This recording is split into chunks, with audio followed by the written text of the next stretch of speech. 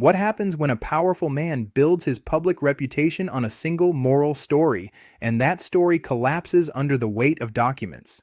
What happens when someone repeatedly says, "I saw the danger and walked away forever," only for evidence to show that the relationship did not end the way he described? This is not a question of rumors or opinions. It is a question of timelines, records, and credibility. And today, those questions surround Howard Lutnick. For years, Lutnick told the public that his only interaction with Jeffrey Epstein occurred in 2005. According to his story, he visited Epstein's home once, saw something disturbing, and immediately decided to cut all ties. He claimed that from that moment forward, there were no social interactions, no business dealings, and no philanthropic connections. His narrative was simple and absolute: one meeting, one decision, and a permanent break. This story was repeated in interviews and public appearances. It was not vague or uncertain. Lutnick did not say that he had limited contact or that he could not remember details. He said clearly that he never saw Epstein again in any capacity. The purpose of this story was obvious. It placed him on the moral high ground and separated him from others who maintained relationships with Epstein for years. It presented him as someone who recognized danger immediately and acted decisively. However, newly released documents have introduced a serious problem for this narrative. Emails and communications that became public show continued contact between Lutnick's representatives and Epstein's associates years after 2005. These records include discussions of travel, coordination of events, donations made by Epstein to ceremonies honoring Lutnick, and exchanges involving personal and logistical matters. These are not fragments or coincidences. They are written communications with dates and names attached. This creates a direct contradiction. If Lutnick said there was no interaction after 2005 and documents show interaction later, then one of those things must be false. There is no interpretation that makes both true. Either the public story was incomplete or it was deliberately misleading. That is the central issue of this controversy. It is important to clarify what this does and does not prove. These documents do not prove criminal behavior. They do not establish wrongdoing. What they establish is inconsistency, and inconsistency is devastating to credibility, especially when the original claims were made with certainty and moral authority. Some defenders argue that many people had contact with Epstein and that this alone means nothing. That argument misses the point. The issue is not association. The issue is denial. If someone acknowledges limited or uncomfortable contact, the conversation is different. But when someone insists there was none at all and evidence later shows otherwise, the focus shifts from behavior to honesty. Lutnick's story was not neutral. It was structured like a moral lesson. There was a villain, a moment of recognition, and a clean escape. This kind of narrative is powerful because it is easy to understand and emotionally satisfying. It divides the world into right and wrong and places the speaker firmly on the side of right. But such stories are fragile. They depend entirely on being true in every detail. The moment complexity appears, the story weakens. The documents suggest not a dramatic break, but a continuation of professional and social networks. Communications through assistance, coordination of events, and acceptance of donations indicate that the relationship did not end abruptly. This does not mean it was close or intimate, but it does mean it existed, and existence alone contradicts the claim of zero contact. One of the most damaging elements involves donations to events honoring Lutnick. Emails show Epstein contributing money to ceremonies connected to Lutnick and discussions about participation and acknowledgement. Logically, this requires interaction. Organizations do not process such contributions without communication. This undermines the idea that Epstein had been fully cut out of Lutnick's world. There are also messages referencing travel coordination and scheduling. Again, this does not prove anything illegal, but it does prove that the networks between the two sides were still functioning. Relationships in elite circles rarely vanish instantly. They fade gradually, often through intermediaries. The documents reflect that reality, not the dramatic severance Lutnick described. What makes this more significant is how confidently Lutnick presented his version of events. He did not say, "I tried to avoid him." He said, "I never interacted with him again." That level of certainty invites scrutiny, and scrutiny is now arriving in the form of records that do not align with his words. This reveals something important about public storytelling. When individuals face potential reputational risk, they often simplify their history. Complexity becomes a liability. A story of gradual distancing is harder to defend than a story of immediate rejection, but simplicity comes at a cost. It creates a single point of failure. Once that point fails, the entire narrative collapses. The psychological dimension is also relevant. People who feel threatened by association sometimes overcorrect. They turn distance into total denial. This is not unique to this case. It is a common pattern in crisis communication, but overcorrection becomes self-destructive when evidence emerges. At this stage, the controversy is less about Epstein and more about trust. Trust is not lost because someone knew a criminal before the world understood who that person was. Trust is lost when someone misrepresents their own history. That difference matters. One is unfortunate. The other is deliberate. Public reaction is shaped by the gap between what was promised and what was revealed.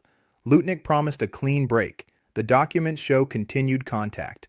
That gap produces anger, not because of what the contact was, but because of how it was denied. This situation also illustrates how power operates through narrative. Powerful figures do not only act, they explain. They decide which facts to highlight and which to ignore.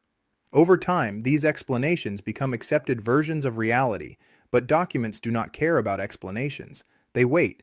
And when they surface, they speak in dates and names rather than stories. Silence might have preserved ambiguity, but Lutnick chose to speak often and confidently. He volunteered his account. That choice now works against him. Each interview becomes evidence of inconsistency rather than clarity. Once inconsistency is established, it spreads. People begin to question other statements. If one timeline was wrong, what about others? This is how reputations erode, not in a single collapse, but through accumulating doubt. There is also a lesson about records. Emails written casually, logistics handled by staff, and donations processed through organizations do not disappear. They remain stored, sometimes for decades. When someone builds a story that ignores those records, they gamble that the records will never become public. That gamble has now failed. The damage here is not legal, it is symbolic. Lutnick presented himself as someone with exceptional moral insight. The documents now suggest that his behavior was closer to ordinary elite networking than heroic withdrawal. That does not make him guilty of crimes, but it does make his story exaggerated. Exaggeration in public life is not harmless. It reshapes memory and distorts accountability. When exposed, it weakens confidence not only in one individual, but in the systems that repeated his claims without questioning them. This case demonstrates the danger of moral storytelling in politics and business. Simple stories attract support.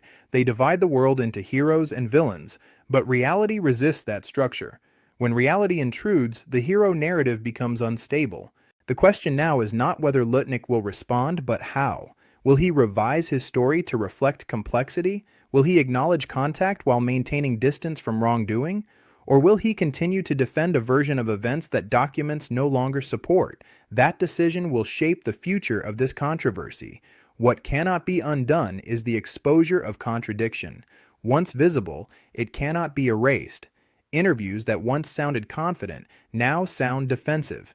Statements that once sounded moral now sound strategic. This is the transformation that occurs when evidence changes the frame. Ultimately, this controversy is about more than one man. It is about how narratives are built, how they are protected, and how they collapse when confronted with documentation.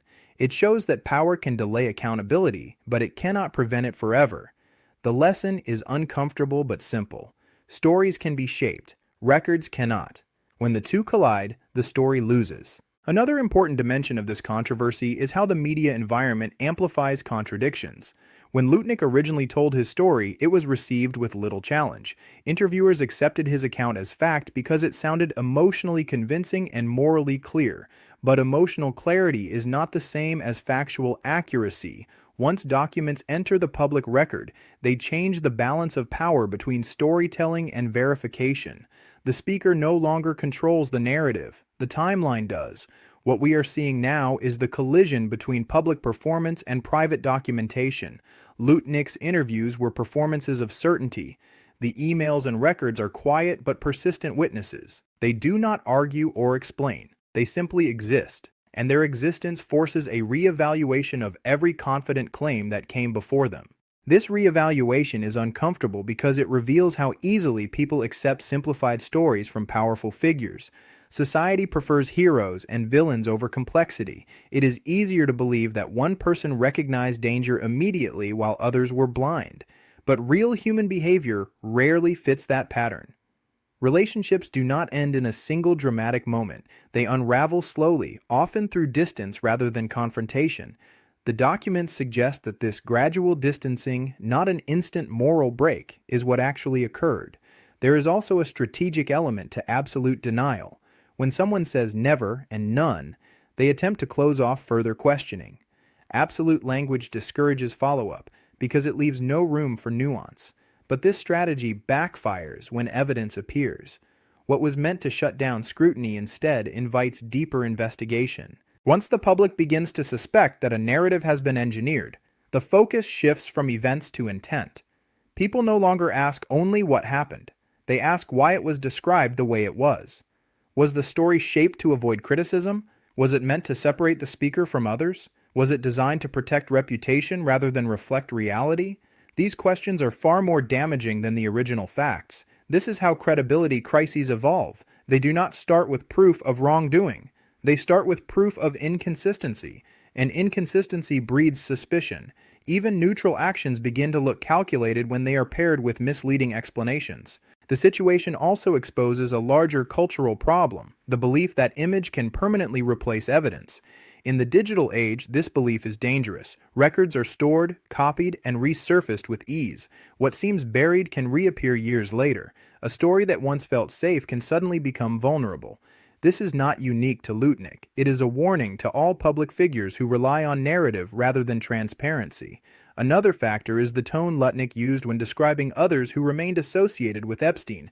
He implied that they ignored obvious warning signs. By doing so, he positioned himself as morally superior. That framing now appears risky. If his own contact did not end as abruptly as claimed, then his judgment of others becomes less credible. Moral criticism loses force when it rests on an inaccurate self-portrait. This is why the controversy resonates beyond one individual. It challenges the way elites present themselves in moments of scandal. The instinct is always to simplify, to cleanse the timeline, and to declare distance. But simplification can become distortion, and distortion eventually invites correction. There is also a lesson here about humility. A statement like, "I do not remember every interaction," would have allowed for later discoveries without destroying credibility. But statements like "never again" leave no room for error. They turn human memory into a legal claim. When that claim fails, it damages not only the speaker, but the trust placed in them. Public trust is fragile because it depends on consistency. People can forgive uncomfortable truths more easily than they can forgive misleading stories. Complexity is survivable. Contradiction is not. This is why the documents matter even without proving wrongdoing. They change the emotional logic of the case. The more Lutnick's earlier interviews are replayed alongside the released records, the more the contrast stands out. What once sounded confident now sounds rehearsed. What once sounded principled now sounds strategic. This shift in perception is irreversible. Once people see the gap between words and evidence, they cannot unsee it. In the long run, the question will not be whether Lutnick knew Epstein. The question will be whether Lutnick can rebuild credibility after overstating his distance from him. That depends entirely on whether he chooses transparency over defense. A revised account that acknowledges continued contact while denying wrongdoing may restore some trust.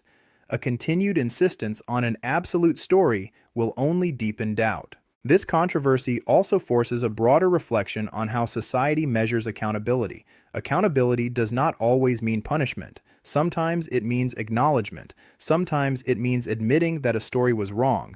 Refusing to adjust in the face of evidence is what transforms a mistake into a scandal.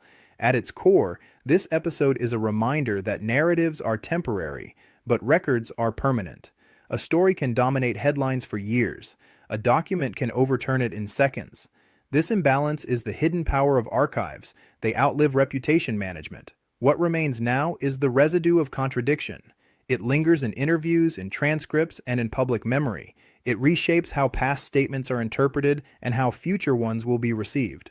Trust, once cracked, does not return easily. The larger implication is that credibility is not built by sounding moral. It is built by aligning words with reality.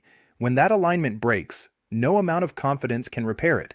In the end, this controversy is not about proving guilt. It is about revealing a mismatch between story and record. And when story and record collide, the record always wins.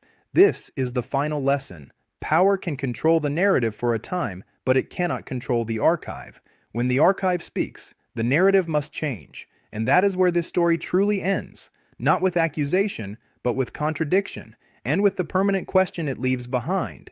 If this story was not true, how many others were shaped the same way?